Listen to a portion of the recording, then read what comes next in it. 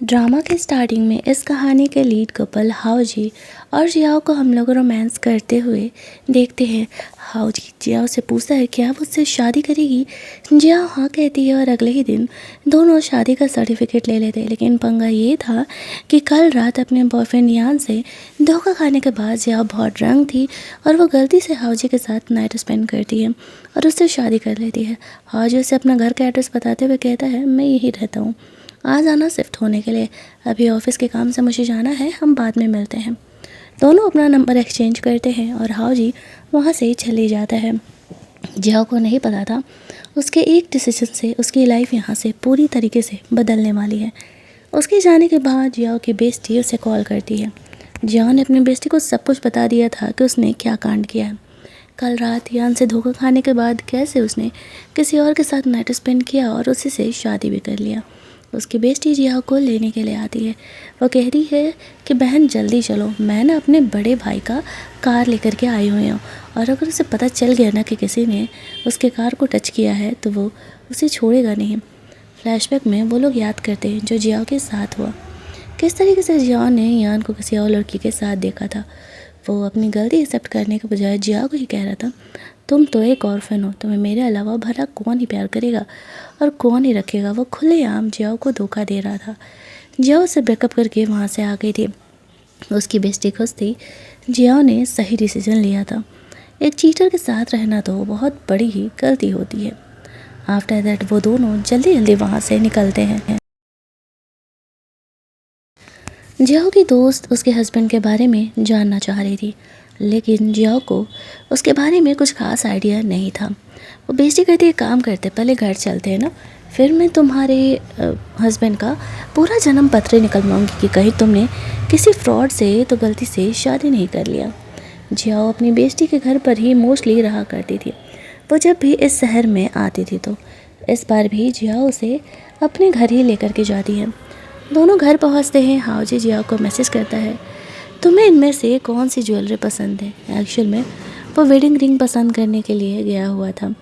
जब ये photo Xiao देखती है तो वो अपनी बेस्टी से शेयर करती है। उसकी बेस्टी उसे कहती है तुम्हारा हस्बैंड पैसे वाले है या नहीं, पता करना है तो उसे सबसे महंगा वाला रिंग बाई करने के लिए बोलो। जियाओ सोचती नहीं यार वो मुझे गोल्ड डिगर समझेगा। बेस्टी कहती है अब तुमने तो वैसे भी शादी कर लिया, पता तो चलना चाहिए तुम्हारे हस्बैंड की औकात कितनी है। तो वो उसे वॉइस रिकॉर्ड करके डाल देती है। उसे पता नहीं था वो जिसे रिकॉर्डिंग भेज रही है वो कोई और नहीं उसका खुद का बड़ा भाई हाओजी है, जिससे कि उसकी इतनी फटती है। अब हाओजी को पता चलता है जियाओ को वो बड़ा वेडिंग रिंग चाहिए तो वो बड़ा वाला ही रिंग बाई कर लेता है और जियाओ के लिए उसने वो रिंग भेजा था। हाओजी यहाँ पर अपनी बहन को पनिशमेंट देने के लिए बहुत सारा काम दे देता है। वैसे तो उसके घर वाले परेशान थे हाओजी की शादी कराने के लिए, लेकिन वो किसी में इंटरेस्ट ही नहीं लेता था। अगले दिन जियाओ अपने फ़ोटोशूट वाली कंपनी में जाती है, तभी वहाँ पर वो एक मॉडल से मिलती है। जियाओ ने नॉर्मली ये फ़ोन से उसके पिक्चर क्लिक किए थे जो कि उसे बहुत पसंद आता है और वो जियाओ से ही अपने आगे का फ़ोटोशूट कराने के लिए तैयार हो जाती है। तभी वहाँ पर जियाओ का एक्स आ जाता है और वो जियाओ को परेशान करने लगता है। जियाओ कहती है तुम्हें सीधी सी बात समझ में नहीं आती, मेरी अब शादी हो चुकी है, मेरा हस्बैंड तुमसे कई गुना ज़्यादा हैंडसम और कई गुना ज़्यादा रिच है। इस बात पर यान हंसते हुए कहता है तुम्हारी जैसी अनाथ लड़की से भला अमीर इंसान क्यों ही शादी करेगा। तभी हाओजी ने जो गिफ्ट जियाओ के लिए खरीदे थे वो सारे यहाँ पर भेज देते हैं। खुद जियाओ भी शौक थी कि यहाँ पर चल क्या रहा है। उसे पता चलता है ये गिफ्ट्स एक्चुअल में जियाओ के लिए आए हुए हैं, तो वो भी थोड़ा यहाँ पर शो ऑफ करने लगती है और यान को कहती है देखा मैंने कहा था ना मेरा हस्बैंड बहुत ही ज़्यादा अमीर है और देखो उसने मेरे लिए यहाँ पर ये वेडिंग रिंग्स वगैरह और इतने सारे गिफ्ट्स भेजे हैं। फिर भी यहाँ पर यान को भरोसा ही नहीं हो रहा था कि एक्चुअल में जो जियाओ है उसने किसी से शादी कर ली है। सारे ही देख करके शौक हो जाते हैं कि ये वेडिंग रिंग तो पूरी दुनिया में सिर्फ एक ही है, करोड़ों का तो सिर्फ ये डायमंड ही है। जियाओ भी कंफ्यूज कि क्या एक्चुअल में उसका हस्बैंड इतना ज़्यादा अमीर है जो वो उससे इतना बड़ा रिंग बस यूं ही एक बार बोलने पर ख़रीद करके दे दे रहा है। वो हाओजी से कांटेक्ट करने का कोशिश करती है, लेकिन वो उस समय मीटिंग में था। गार्ड्स को बोलने पर वो लोग यान को कंपनी से बाहर फेंक देते हैं और जियाओ उसे वार्न करती है वो दोबारा उसे परेशान ना करे। जियाओ के एक्स के बारे में हाओजी को पता था, वो उसका इनडायरेक्टली हेल्प करते रहता है, ये बात जियाओ को पता नहीं था। फिर वो अपनी कलीग से बात करते हुए वहाँ से लौटती है। इधर हाओजी जियाओ को कॉल करता है मीटिंग के बाद, लेकिन अब वो बिजी थी और वो अब उसका फ़ोन नहीं उठा पाती है। वो अपनी दोस्त के साथ मस्त पार्टी वार्टी करने में बिजी थी। अपनी दोस्त को वो रिंग विंग दिखा रही थी। उसकी बेस्टी भी काफ़ी खुश हो जाती है और कहती है, लगता है इस बार तो बहुत ज़्यादा ही अमीर लड़का तुम्हारे प्यार में पागल हो गया है। ये तो बहुत ही अच्छी बात है। अब तुम ना एक काम करो, उससे ना बोलो अपने ऐप्स के पिक्चर्स भेजने के लिए। जिया यहाँ पर बहुत ही ऑकवर्ड होने लगती है कि क्या बोल रही हो यार, उसे मैं गोल्ड डिगर के साथ परवर्ट भी लगूंगी। लेकिन अपनी बेस्टी के ज़िद करने पर वो ये मैसेज डाल देती है। हाँ, जो उसे कहता है ठीक है, वो घर जाता है तो वो उसे ही पिक्चर्स भेज देगा। हालांकि उसकी बेस्टी भी जियाओ के हस्बैंड को देखना चाहती थी। जैसे ही उसका फ़ोन आता है वो फ़ोन उठा लेती है, लेकिन हाओजी उधर से कुछ बोलता नहीं है। फिर वो जियाओ से पूछी थी कि आखिरकार उसके हस्बैंड का नाम क्या है। जब जियाओ को पता चलता है तो वो हाओजी को कॉल करके पूछती है, क्या हमारे अलावा भी कोई इस नाम की फैमिली है क्या? हाओजी कहता है नहीं। अब वो भी कंफ्यूज कि आखिरकार ऐसा कौन आ सकता है भाई। ऊपर से हाओजी ने अपनी बहन से पूछ लिया था कि लड़कियों को मनाते कैसे हैं, ज़रा मुझे ये बताना। उसकी बहन भी शौक हो गई। उसकी मॉम आती है और कहती है, चलो अच्छा है, अगर हाओजी अब धीरे धीरे लड़कियों में इंटरेस्ट ले रहा है तो मैंने उसके लिए कुछ लड़कियां सेलेक्ट की थी। जियाओ उनमें से देखती है, उनमें से एक वही मॉडल थी जिसका आज उसने फ़ोटो शूट किया था। ऐसे तो वो मॉडल जियाओ को काफ़ी प्रिटी लगी थी और हाओजी के मॉम को सजेस्ट करती है कि आप लोग हाओजी के लिए इसे देख सकते हैं। वैसे तो उसने खुद हाओजी को कभी देखा नहीं था और यहाँ पर उसकी फैमिली खुश हो जाती है और उस मॉडल से हाओजी का मीटिंग फिक्स कराने लगती है। इधर इन्हें भी पता चलता है कि एक्चुअल में जियाओ ने किसी से शादी कर लिया।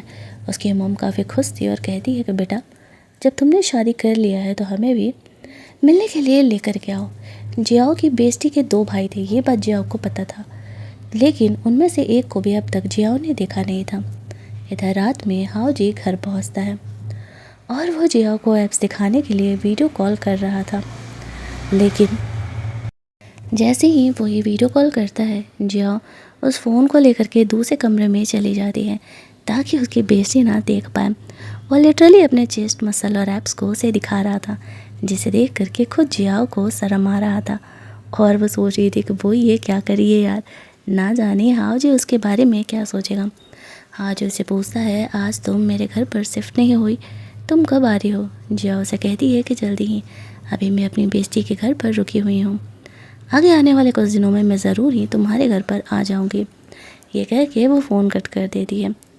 अगली सुबह जब वो जगती है तो उसने हाओजी ने अपने घर का एड्रेस और फ़ोटो वगैरह उसे भेजा हुआ था, जिसे देख करके जियाओ काफ़ी खुश थी। उसकी बेस्टी उसे कहती है कि तुम चलो, मैं तुम्हें ना किसी से मिलाने के लिए लेकर के जाती हूँ।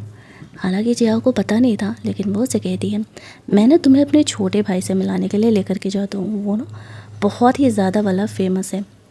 वो दोनों जैसे ही यहाँ से निकलते हैं वैसे ही हाओजी घर आता है। दोनों वापस से एक दूसरे को देख नहीं पाते हैं। इधर हाओजी जब घर आता है तब उसकी माँ ने उस मॉडल को बुलाया हुआ था। वो उन दोनों का सेटिंग कराने का कोशिश कर रही थी, लेकिन हाओजी यहाँ पर साफ मना कर देता है कि वो किसी और को पसंद करता है और वो यहाँ पर इस लड़की से शादी नहीं कर सकता। उस लड़की के जाने के बाद यहाँ पर हाओजी की माँ पूछती है कि वो क्या कर रहा है, वो ऐसे ही किसी को कैसे रिजेक्ट कर सकता है। हाओजी अपना शादी का सर्टिफिकेट अपनी माँ को दिखाता है, जहाँ पर कि उसकी मॉम को भी भरोसा नहीं होता है कि उसने सच में यहाँ पर जियाओ से शादी कर लिया है। वो कहती है, तुमने फ़ोटोशॉप कराया है ना यहाँ पर, सच सच बताओ। हाओजी कहता है, आने वाले कुछ दिनों में आपको इस बात की सच्चाई तो पता ही चल जाएगी। इधर दूसरी तरफ उसे पता चलता है कि जियाओ उसकी बेस्टी के साथ उसके छोटे भाई का कॉन्सर्ट अटेंड करने के लिए गई हुई है, जो कि एक मॉडल था और आइडल भी था। जियाओ यहाँ पर आती है, उसकी बहन जानबूझ करके जियाओ को स्टेज पर भेज देती है। वैसे तो जियाओ उसके भाई की कोई फ़ैन वैन नहीं थी, बट उसकी बेस्टी ने उसे भेजा था तो ऑब्वियस सी बात है उसे स्टेज पर जाना ही पड़ता है। जैसे ही वो दोनों एक दूसरे को हक करने वाले थे तभी वहाँ पर हाओजी बीच में आ जाता है। हाजी के बीच में आते ही यहाँ पर जो उसकी बहन थी वो उसे देख करके फ़रार हो लेती है। हाजी ये कॉन्सर्ट को स्पॉन्सर कर रहा था, दैट्स वाई सब उसे बॉस के तौर पर देख रहे थे। जियाओ भी यहाँ पर कंफ्यूज कि वो यहाँ पर क्या कर रहा है। जैसे तैसे यहाँ पर सिचुएशन को हैंडल आउट किया जाता है। हाजी जियाओ को वहाँ से लेकर के जाता है। वो रास्ते में उससे पूछने लगता है कि जियाओ उसकी वाइफ है और वो किसी और लड़के की फ़ैन कैसे हो सकती है, वो किसी और लड़के को हक कैसे कर सकती है। जियाओ कहती है अरे वो तो बस एक आइडल है, ये तो बहुत ही कॉमन है, वैसे वो यहाँ क्या कर रहा था।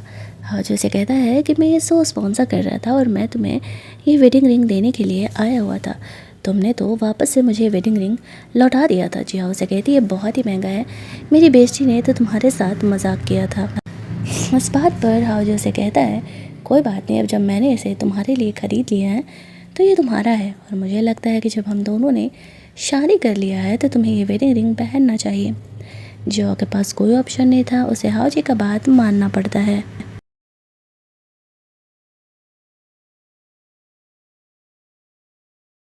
अगले दिन जब जियाओ हाजी के घर जाती है तब वो उसका बहुत ही ख्याल रखता है।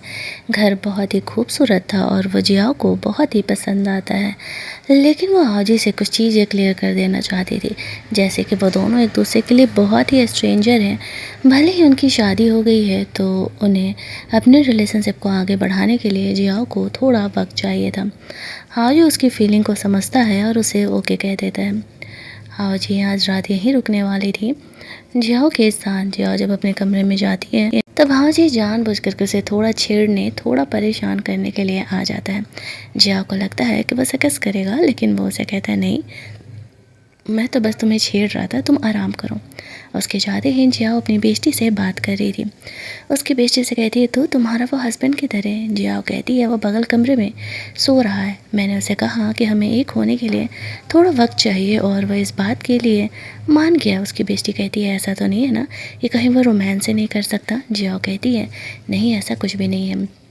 अगली सुबह जब वो जगती है तब भाऊजी उसके लिए ब्रेकफास्ट बना रहा था और उसमें बहुत ज़्यादा ही हॉट लग रहा था। जियाओ अपने बारे में हाऊजी को अपनी फैमिली के बारे में उसे बताती है। आफ्टर दैट हाऊजी जियाओ को वहाँ से लेके जा रहा था। जियाओ ने कहा था वो उसकी बेस्टी उसकी फैमिली उससे मिलना चाहती है।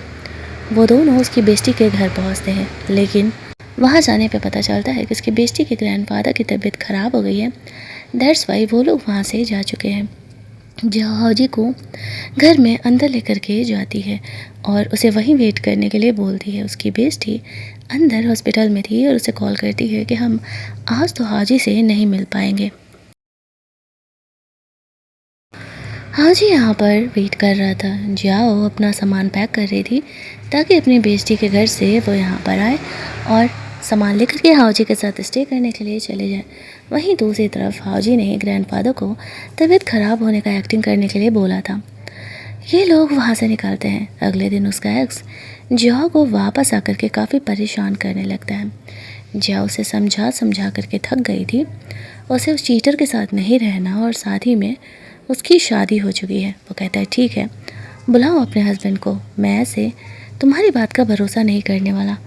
तभी वहाँ पर हाऊजी आता है और उसके एक्स की पहले तो पिटाई लगाता है। आफ्टर दैट उसे कंपनसेशन फी देते हुए कहता है ये रखो, जा करके ट्रीटमेंट करा लेना। हाऊजी को जियाओ के एक्सियान को नहीं पता था हाऊजी के आइडेंटिटी के बारे में। जियाओ अपने एक्स के बारे में हाऊजी को बताती है, उसे पहले से ही पता था। दैट्स वाई वो काफ़ी काम था काफ़ी नॉर्मल था और उसे नॉर्मली ट्रीट करता है। जब वो लोग घर जाते हैं तो हाऊजी ने जियाओ के लिए प्रॉपर ड्रेसिंग रूम सेट किया था। जियाओ को अपनी मॉम की याद आने लगती है, जैसा कि उसकी मॉम उसके लिए किया करती थी। ये देख करके वो बहुत ही इमोशनल हो जाती है। हाऊजी उसे कहता है डोंट वरी, अब से मैं तुम्हें हमेशा ही प्रोटेक्ट करूँगा। जियाओ को लगता है गलती से ही सही, लेकिन शायद उसने सही इंसान से शादी कर ली। रात में जियाओ अपनी बेस्टी के साथ डिनर डेट पर जाती है, जहाँ पर कि वो लोग मस्त खाना वाना खाते हैं। प्रॉब्लम तो तब आता है जब डिनर करने के बाद जियाओ घर लौटती है तो वो काफ़ी ड्रंक बिहेवियर कर रही थी, बल्कि उसने ड्रिंक तो किया ही नहीं था। वो हाऊजी को यहाँ पर एक कैट समझ रही थी और उसकी पूँछ को काटने का कोशिश कर रही थी। हाओजी यहाँ पर कन्फ्यूजन में था कि क्या चल रहा है। ड्रिंक तो जियाओ ने किया नहीं है, फिर वो ऐसी हरकतें क्यों कर रही है। फिर जब वो बिल देखता है उसे याद आता है उसकी बहन और जियाओ दोनों को मशरूम से एलर्जी था और खाने में वो मशरूम भी था। अब वो जल्दी जल्दी जियाओ को हॉस्पिटल लेकर के जाता है ताकि उसका ट्रीटमेंट हो सके। जैसे तैसे रात कटती है। जियाओ की जब आँख खुलती है, कल रात उसने हाओजी के साथ क्या किया था उसे ये सब कुछ याद आता है। वो बहुत ही एम्बेरस थी। हाओजी उसे कहता है अगली बार से जियाओ कभी भी मशरूम नहीं खाएगी। आफ्टर दैट जियाओ हाओजी को टाई पहनाने का कोशिश कर रही थी क्योंकि उसे ऑफिस के लिए निकलना था, जहाँ पर कि हाओजी खुद को कंट्रोल नहीं कर पाता है और जियाओ को किस करने लगता है। जियाओ को उसके बेस्टी का कॉल आता है और वो शर्माते हुए वहाँ से ही चली जाती है। आफ्टर दैट जियाओ जिस कंपनी में काम किया करती थी हाओजी को उस बारे में सब कुछ बताती है। जियाओ को अपनी कज़न की शादी में निकलना था, वो उसे इन्फॉर्म करके वहाँ से निकल जाती है। अपनी दूर के रिलेटिव से वहाँ पर मिलती है। उसकी कज़न अपने हस्बैंड को शो ऑफ कर रही थी, लेकिन हाओजी वहाँ पर आ जाता है और वह यहाँ पर कंपनी का बॉस बन करके आया हुआ था। सब हाओजी को बहुत ही रिस्पेक्ट दे रहे थे। हाओजी को यहाँ देख करके जियाओ शौक हो जाती है। हाओजी के पूछने पर बताता है कि एक्चुअल में मैं यहाँ पर इनके कंपनी का बॉस बन करके आया हुआ। जियाओ कहती है फैमिली में किसी को नहीं पता है, पता भी नहीं चलना चाहिए कि हम दोनों हस्बैंड वाइफ हैं। मैंने उन्हें बताया नहीं है, लेकिन जल्दी ही बता दूँगी। रात में हाओजी जियाओ से मिलने के लिए आता है और उसे वापस से किस करने के लिए, लेकिन तभी जियाओ उसे रोक देती है ये कहते हुए कि अंकल वगैरह आ जाएंगे, इसी वजह से भी कोई देख लेगा। हाओजी यहाँ पर धीरे धीरे जियाओ के घर वालों से अच्छी खासी दोस्ती कर लेता है। शुरुआत वहाँ पर वही छोटी बच्ची से करता है। आफ्टर दैट वो जियाओ से कुछ कपड़े मांगता है ताकि वो पहन के यहाँ पर रेस्ट कर सके और बेचारे को दूसरे कमरे में सोना पड़ता है। अगली सुबह जियाओ की फैमिली वाले उसे कह रहे थे अब तुम्हारी भी उम्र हो गई है, तुम्हें यहाँ पे ब्लाइंड डेट पर जाना चाहिए।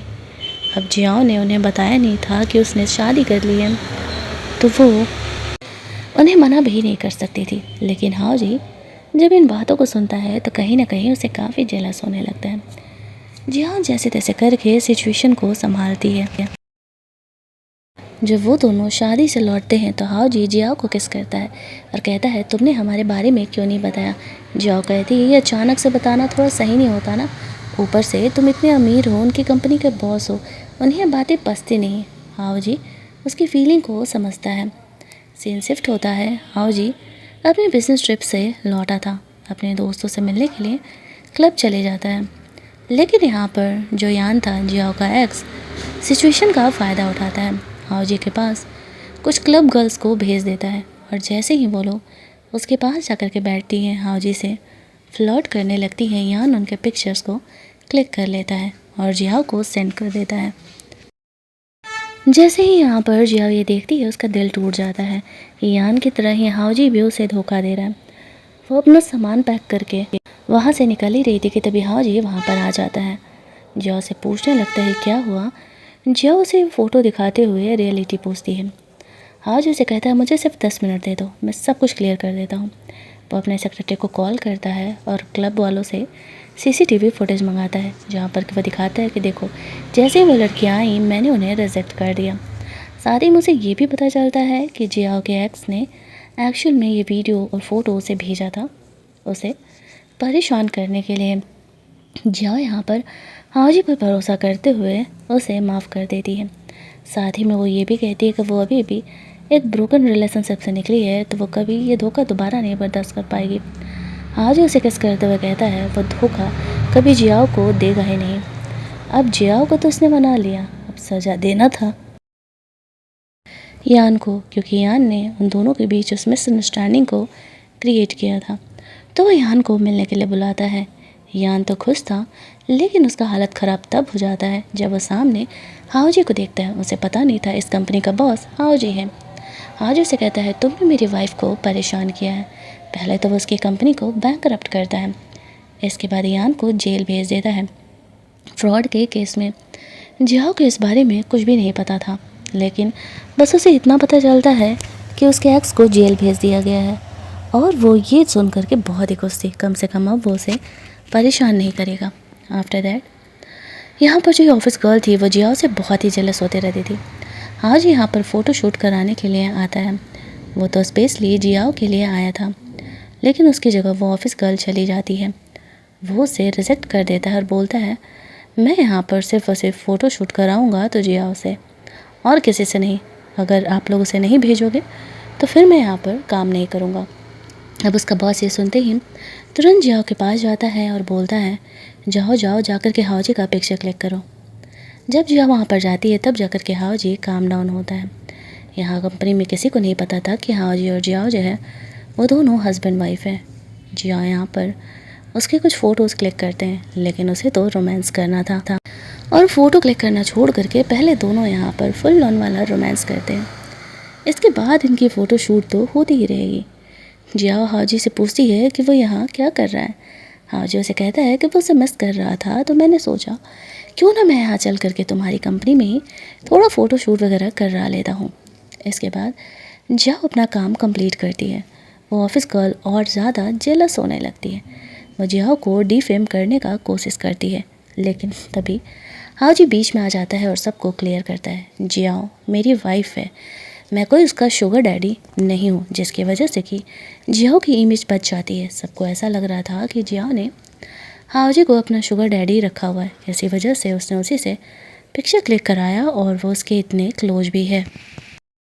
इस प्रॉब्लम को सॉल्व करने के बाद उस लड़की को जॉब से निकाल दिया जाता है, क्योंकि उस लड़की ने जियाओ के बारे में ऐसे गलत बात फैलाया था। साथ ही में वो यान के साथ भी मिली हुई थी। दैट्स वाई उस लड़की को उसी समय जॉब से निकाल दिया जाता है। यान को वार्निंग दी जाती है अगर उसने दोबारा ऐसा किया तो वो दोबारा जेल जाएगा। ये सब कुछ कांड होने के बाद तो जियाओ अपने ऑफिस में कुछ ज़्यादा ही फेमस हो जाती है। घर जाने पर ऑफिस वालों से वो बात कर रही थी। हाँ जी, अब कहाँ ही खुद को रोकने वाला था, वो तो सीधे ही उसके साथ रोमांस करने लगता है। जिया भी उसे नहीं रोकती, उसे दिख रहा था कि हाउजी ने अब तक एक्चुअल में उसका कितना ज़्यादा वाला हेल्प किया है। ओवरऑल हाउजी और जियाओ की ये हिडन लाइफ बहुत ही सही चल रही थी। लेकिन अगर जियाओ को पता चले कि हाउजी उसकी बेस्टी का भाई है तो वो क्या करेगी, बस अब यही देखना बाकी था। हाजी मोस्टली जिया को उसके ऑफिस में फ्लावर बुके वगैरह भेजते रहता था और वो खुश थी। एक दिन वो अपनी बेस्टी के घर बैठी हुई थी, वहाँ पर उसकी बिल्ली खो गई थी। अपनी बेस्टी के छोटे भाई से तो मिल ली, बड़े भाई से मिलना बाकी था। उस बिल्ली को ढूंढते हुए वो एक कमरे में जाती है, जहाँ पर कि पहली बार वो उसकी बेस्टी की पूरी फैमिली का फ़ोटो देखती है, जिसमें कि हाजी भी था। पूछने पर पता चलता है ये उसकी बेस्टी का बड़ा भाई है। उसे बहुत बड़ा शौक लगता है। वो उसे कहती है तुम इतने दिनों से मेरे हस्बैंड से मिलना चाहती थी ना, चलो मैं तुम्हें अपने हस्बैंड से मिलने के लिए लेकर के जाती हूँ। अब इस बारे में तो हाजी को पता नहीं था कि उसकी बहन भी यहाँ आने वाली है। जब दोनों एक दूसरे को देखते हैं तो बहुत ही ज़्यादा शौक हो जाते हैं। जैसे तैसे सिचुएशन को संभालते हैं, उन दोनों में से कोई भी नहीं बताता है वो दोनों एक दूसरे को जानते हैं।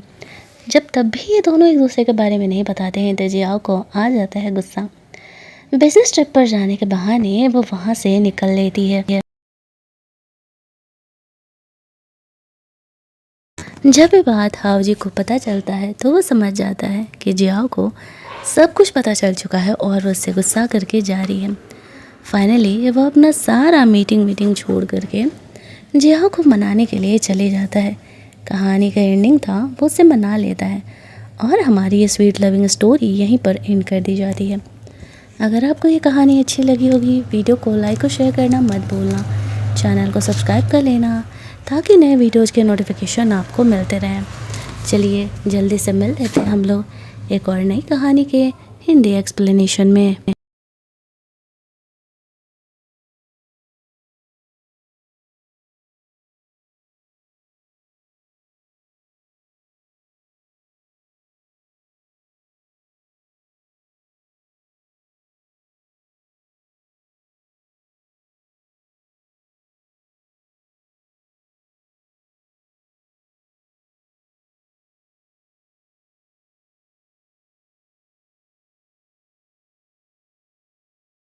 ड्रामा के स्टार्टिंग में इस कहानी के लीड कपल हाओजी और जियाओ को हम लोग रोमांस करते हुए देखते हैं।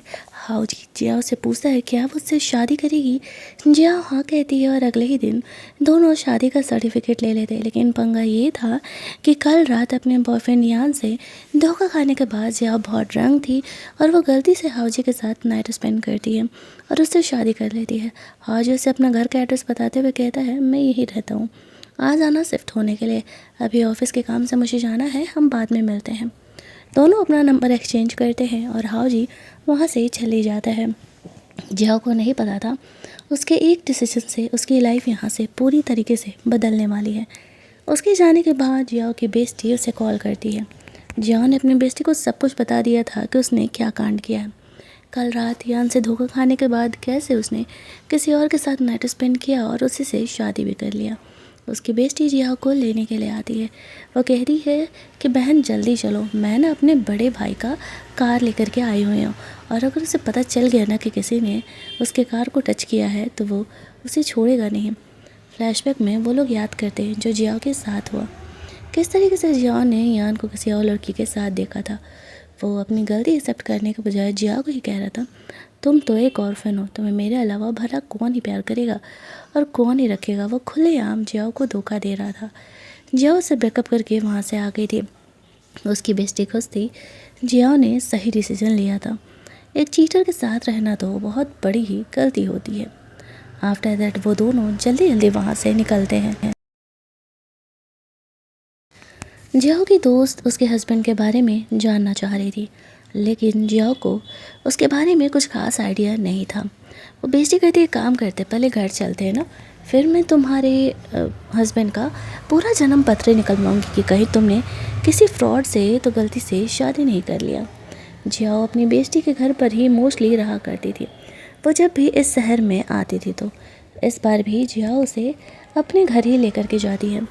दोनों घर पहुंचते हैं। हाओजी जियाओ को मैसेज करता है तुम्हें इनमें से कौन सी ज्वेलरी पसंद है। एक्चुअल में वो वेडिंग रिंग पसंद करने के लिए गया हुआ था।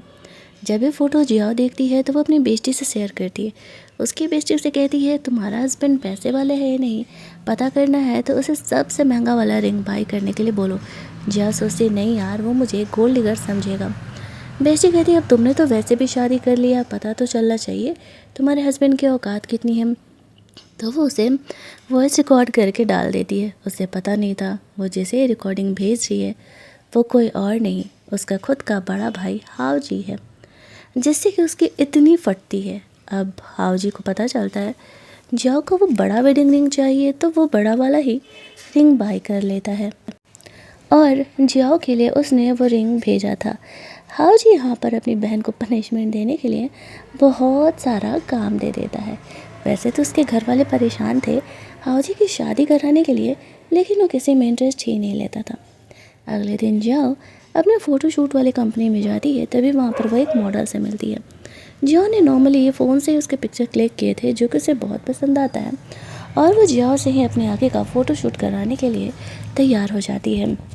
तभी वहाँ पर जियाओ का एक्स आ जाता है और वो जियाओ को परेशान करने लगता है। जियाओ कहती है तुम्हें सीधी सी बात समझ में नहीं आती, मेरी अब शादी हो चुकी है, मेरा हस्बैंड तुमसे कई गुना ज़्यादा हैंडसम और कई गुना ज़्यादा रिच है। इस बात पर यान हंसते हुए कहता है तुम्हारी जैसी अनाथ लड़की से भला अमीर इंसान क्यों ही शादी करेगा। तभी हाओजी ने जो गिफ्ट जियाओ के लिए खरीदे थे वो सारे यहाँ पर भेज देते हैं। खुद जियाओ भी शौक थी कि यहाँ पर चल क्या रहा है। उसे पता चलता है ये गिफ्ट्स एक्चुअल में जियाओ के लिए आए हुए हैं, तो वो भी थोड़ा यहाँ पर शो ऑफ करने लगती है और यान को कहती है देखा मैंने कहा था ना मेरा हस्बैंड बहुत ही ज़्यादा अमीर है और देखो उसने मेरे लिए यहाँ पर ये वेडिंग रिंग्स वगैरह और इतने सारे गिफ्ट्स भेजे हैं। फिर भी यहाँ पर यान को भरोसा ही नहीं हो रहा था कि एक्चुअल में जो जियाओ है उसने किसी से शादी कर ली है। सारे ये देख कर के शौक हो जाते हैं कि ये वेडिंग रिंग तो पूरी दुनिया में सिर्फ एक ही है, करोड़ों का तो सिर्फ ये डायमंड ही है। जियाओ भी कंफ्यूज कि क्या एक्चुअल में उसका हस्बैंड इतना ज़्यादा अमीर है जो वो उससे इतना बड़ा रिंग बस यूं ही एक बार बोलने पर ख़रीद करके दे दे रहा है। वो हाओजी से कांटेक्ट करने का कोशिश करती है, लेकिन वो उस समय मीटिंग में था। गार्ड्स को बोलने पर वो लोग यान को कंपनी से बाहर फेंक देते हैं और जियाओ उसे वार्न करती है वो दोबारा उसे परेशान ना करे। जियाओ के एक्स के बारे में हाओजी को पता था, वो उसका इनडायरेक्टली हेल्प करते रहता है, ये बात जियाओ को पता नहीं था। फिर वो अपनी कलीग से बात करते हुए वहाँ से लौटती है।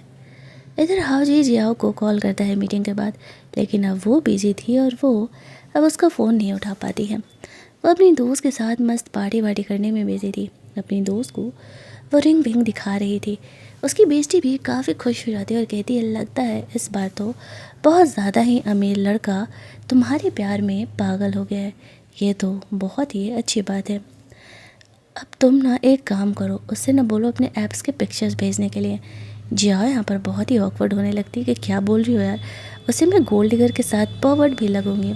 लेकिन अपनी बेस्टी के ज़िद करने पर वो ये मैसेज डाल देती है। हाँ जो उसे कहता है ठीक है, वो घर जाता है तो वो उसे ही पिक्चर्स भेज देगा। हालांकि उसकी बेस्टी भी जियाओ के हस्बैंड को देखना चाहती थी। जैसे ही उसका फ़ोन आता है वो फ़ोन उठा लेती है, लेकिन हाओ जी उधर से कुछ बोलता नहीं है। फिर वो जियाओ से पूछी थी कि आखिरकार उसके हस्बैंड का नाम क्या है। जब जियाओ को पता चलता है तो वो हाओजी को कॉल करके पूछती है क्या हमारे अलावा भी कोई इस नाम की फैमिली है क्या। हाओजी कहता है नहीं। अब वो भी कंफ्यूज कि आखिरकार ऐसा कौन आ सकता है भाई। ऊपर से हाओजी ने अपनी बहन से पूछ लिया था कि लड़कियों को मनाते कैसे हैं, ज़रा मुझे ये बताना। उसकी बहन भी शौक हो गई। उसकी मॉम आती है और कहती है चलो अच्छा है, अगर हाओजी अब धीरे धीरे लड़कियों में इंटरेस्ट ले रहा है तो मैंने उसके लिए कुछ लड़कियां सेलेक्ट की थी। जिया उनमें से देखती है, उनमें से एक वही मॉडल थी जिसका आज उसने फ़ोटो शूट किया था। ऐसे तो वो मॉडल जिया को काफ़ी प्रिटी लगी थी और हाओजी के मॉम को सजेस्ट करती है कि आप लोग हाओजी के लिए इसे देख सकते हैं। वैसे तो उसने खुद हाओजी को कभी देखा नहीं था। और यहाँ पर उसकी फैमिली खुश हो जाती है और उस मॉडल से हाओजी का मीटिंग फिक्स कराने लगती है। इधर इन्हें भी पता चलता है कि एक्चुअल में जियाओ ने किसी से शादी कर लिया। उसकी मॉम काफ़ी खुश थी और कहती है कि बेटा जब तुमने शादी कर लिया है तो हमें भी मिलने के लिए लेकर के आओ। जियाओ की बेस्टी के 2 भाई थे, ये बात जियाओ को पता था, लेकिन उनमें से एक को भी अब तक जियाओ ने देखा नहीं था। इधर रात में हाओजी घर पहुंचता है और वो जियाओ को ऐप्स दिखाने के लिए वीडियो कॉल कर रहा था, लेकिन जैसे ही वो ये वीडियो कॉल करता है जियाओ उस फ़ोन को लेकर के दूसरे कमरे में चली जाती है ताकि उसकी बेस्टी ना देख पाए। वो लिटरली अपने चेस्ट मसल और एप्स को उसे दिखा रहा था, जिसे देख करके खुद जियाओ को शर्म आ रहा था और वो सोच रही थी कि वो ये क्या करी है यार, ना जाने हाओ जी उसके बारे में क्या सोचेगा। हाओ जी उसे पूछता है आज तुम मेरे घर पर शिफ्ट नहीं हुई, तुम कब आ रही हो। जियाओ उसे कहती है कि जल्दी ही, अभी मैं अपनी बेस्टी के घर पर रुकी हुई हूँ, आगे आने वाले कुछ दिनों में मैं ज़रूर ही तुम्हारे घर पर आ जाऊँगी। ये कह के वो फ़ोन कट कर देती है। अगली सुबह जब वो जगती है तो उसने हाओजी ने अपने घर का एड्रेस और फ़ोटो वगैरह उसे भेजा हुआ था, जिसे देख करके जियाओ काफ़ी खुश थी। उसकी बेस्टी उसे कहती है कि तुम चलो मैं तुम्हें ना किसी से मिलाने के लिए लेकर के जाती हूँ। हालांकि जियाओ को पता नहीं था, लेकिन वो उसे कहती है मैंने तुम्हें अपने छोटे भाई से मिलाने के लिए लेकर के जाता हूँ, वो ना बहुत ही ज़्यादा वाला फेमस है। वो दोनों जैसे ही यहाँ से निकलते हैं वैसे ही हाओ जी घर आता है। दोनों वापस से एक दूसरे को देख नहीं पाते हैं। इधर हाओ जी जब घर आता है तब उसकी माँ ने उस मॉडल को बुलाया हुआ था।